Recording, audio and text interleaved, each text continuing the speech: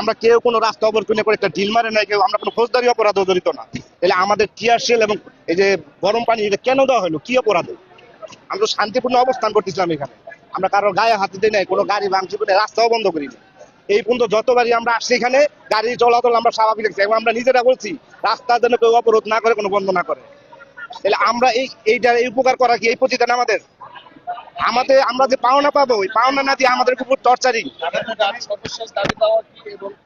আমাদের দাবি দেওয়া যে আজকে 3 মাসে পড়লো, 4 মাসে রানিং করছে। এদের 4 মাস, আমাদের 3 মাসে পড়লো।